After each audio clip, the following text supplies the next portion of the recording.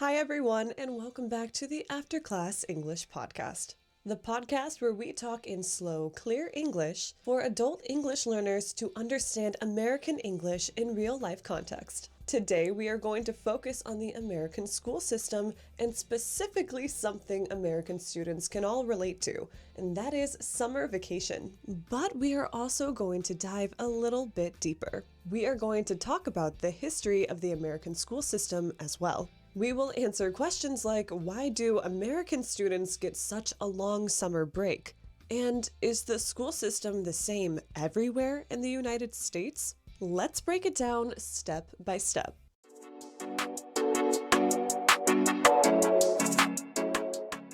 Don't forget to follow along to this episode with the practice packet down below. You can always download it before you listen or after. Okay, let's start here. The American school system is divided into different levels. Let's start here with elementary school. Notice my pronunciation. It looks like elementary, but it's not pronounced that way. Well, you can say it that way, but most Americans will pronounce it like elementary. Tree school. Elementary school. I know, it's weird. Elementary school is from kindergarten to 5th grade, and in some states it's kindergarten to 6th grade. Elementary school takes place when the students are 5 to 11 years old. And note, many American students go to preschool or pre-K, pre-kindergarten, where you are around 3 to 4 years old. The students are around 3 to 4 years old, and it is there in preschool that the students start beginning to gain independence from their parents. They're usually half days, like from 9 a.m. to 1 p.m. or something like that, and they're usually only a couple times a week. But it's for a student to practice going to school, taking care of their basic needs, and learning to socialize with others before they go to elementary school, or in other words, start kindergarten. So preschool, elementary school. Inside elementary school, you have kindergarten, 1st grade, 2nd grade, 3rd grade, 4th grade, and 5th grade. And in some states, 6th grade. It depends. We'll get there later. After elementary school, students go to middle school or junior high. Again, depending on the state, it's either called middle school or junior high. Just depends. Students in middle school are starting at around 11 and ending middle school around 14 years old. And finally, we have high school from 9th grade to 12th grade, where students start at 14 and end at 18 years old when they become a legal adult in the United States. Most school days in the United States run Monday through Friday.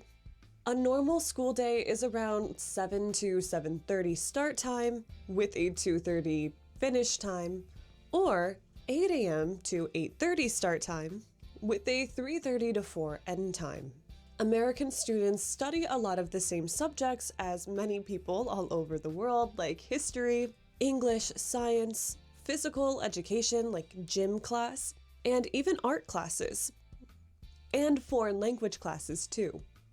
But school systems and what they offer really depends on the state and the school district. A school district is like a territory of land, so to say, that is ruled by one governing party, the district executives, or the people in charge of making the rules for all the schools in that territory or location. Some districts are better off economically than others, and some schools just have different demands for different things.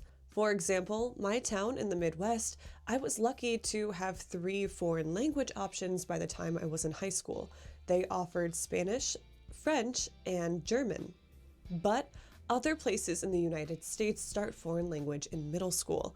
And when I was in middle school, they didn't offer foreign language until 8th grade, and they only offered Spanish. Because where I lived, that made the most sense. Our town really just had a population of mostly English and Spanish speakers. So there wasn't really a demand for a French teacher in middle school, at least not in my district. Another thing to point out is that some schools begin in September and some schools begin in August. Again, this also depends on the climate of where you live. For example, when I lived in Wisconsin, we would start school in middle to late September, and then we would begin our summer vacation around the beginning or middle of June. This is because where I lived, it was very cold up until like May. So it didn't start getting warm outside until June anyways, and it could really only be like 60 degrees in June still.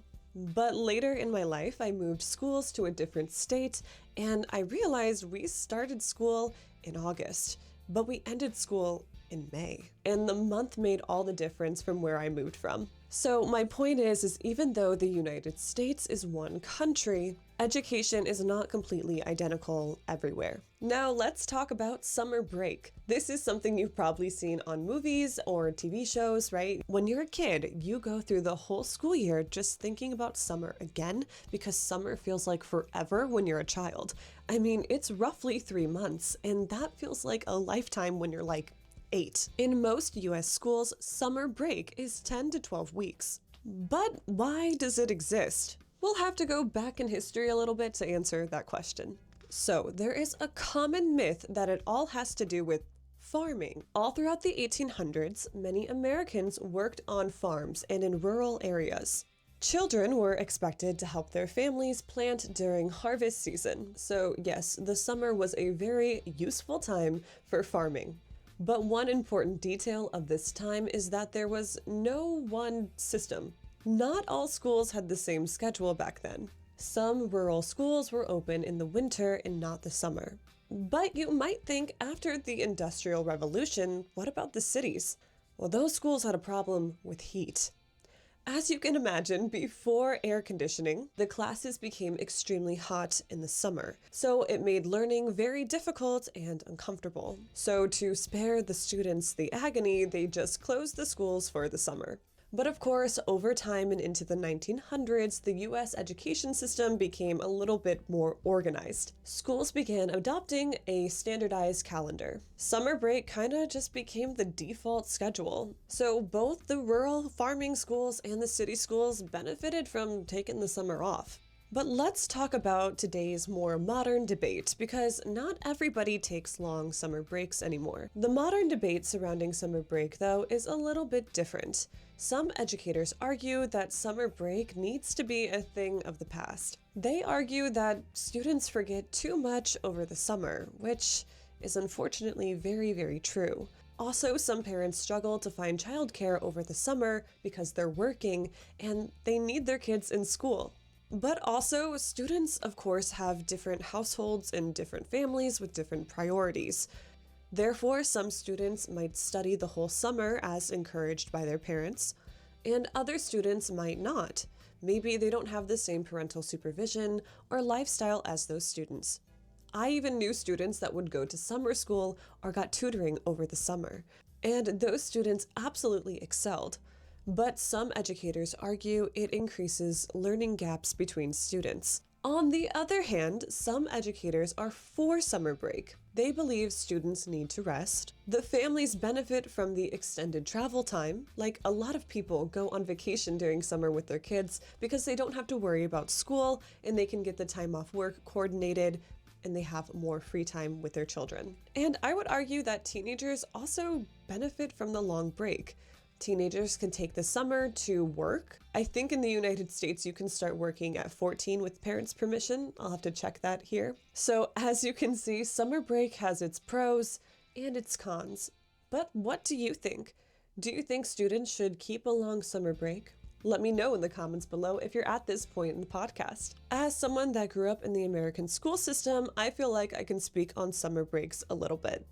So what is summer break actually like for the standard American kid? For many students, summer means sleeping in, traveling, part-time jobs, full-time jobs, or even taking some summer classes. Some students lose academic progress from the year prior, and this is called summer learning loss. And this summer learning loss is why some school districts in the United States are trying to change to year-round schooling or more breaks that are shorter instead of one long break. But honestly, most schools still follow the traditional system.